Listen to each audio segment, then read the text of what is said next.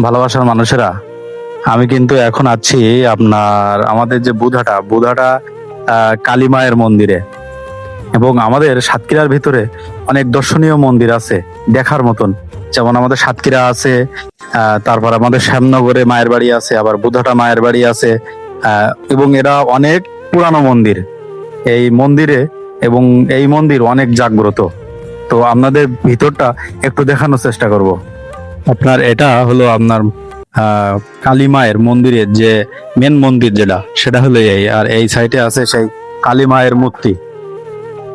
তাহলে চলুন আমরা এক নজরে আজকে ঘুরে আসি সেই বুধাটা জাগ্রত কালী মায়ের মন্দির থেকে। এই কালী মায়ের মন্দিরটি অবস্থিত সাতক্ষীরা জেলার আশাশুনি থানার বুধাটা গ্রামে। এখানে ঘুরতে এসে আমার কিছু ছোট ভাইয়ের সাথে দেখা হয়ে গেল। আচ্ছা ছোট ভাই, তোমার নাম কি? দীপন। তোমার নাম কি? মিঠাই। তোমার নাম? রক্তিম। আর তোমার নাম? হিমাংশু। আচ্ছা, তোমরা কি জানো এটা কি মন্দির হচ্ছে?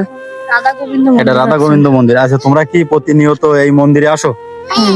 আচ্ছা, তোমাদের এই মন্দিরে হলো পূজা হয় কখন? পূজা হয় রাত্রে।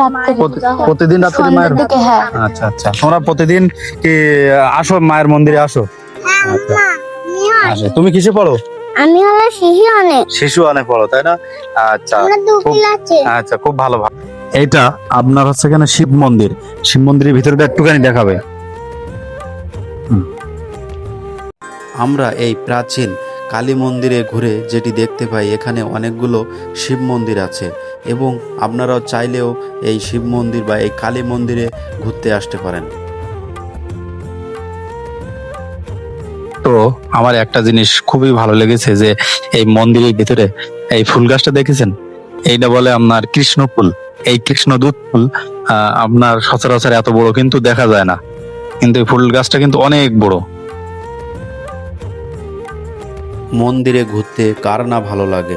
আমরাও গিয়েছিলাম বিকালে মন্দিরে ঘুরতে এবং সাথে দেখা হয়ে গেল কিছু ছোট বাবুদের, তারাও মন্দিরে ঘুরতে এসেছে। মন্দির একটি শান্তির জায়গা। মন্দির একটি পবিত্র স্থান, আর এখানে যারা পূজারী থাকেন বা যারা যে মানুষগুলো থাকেন তারা আরো অনেক ভালো। এই হলো এই মন্দিরের আপনার বট গাছ। এখানে আজকে অনুষ্ঠান টান হইলে বা আপনার পূজা আচ্ছা হইলে দর্শনার্থীরা এখানে বসে সময় কাটান বা পূজা আচ্ছা দেখেন। এবং আপনার আরো একটা জিনিস আমি দেখাচ্ছি, এবং কৃষ্ণ মন্দিরের কাজটি হয়ে গেলে মনে হয় আরো সুন্দর লাগবে। এখন যে পরিমাণ সুন্দর লাগছে, বা এই যে কারুকার্যগুলো দেখেন, কারুকার্যগুলো এত সুন্দর লাগতেছে, তা আপনার ভাষায় প্রকাশ করার মতো নেই। মানে এত সুন্দর আমার কাছে লাগতেছে। আপনি যদি ভ্রমণ প্রেমী হয়ে থাকেন তাহলে একবার হলেও সাতক্ষীরা জেলার আশাশুনি থানার বুধাটা গ্রামে মায়ের বাড়ি ঘুরতে আসবেন এবং অনেক সুন্দর জায়গা।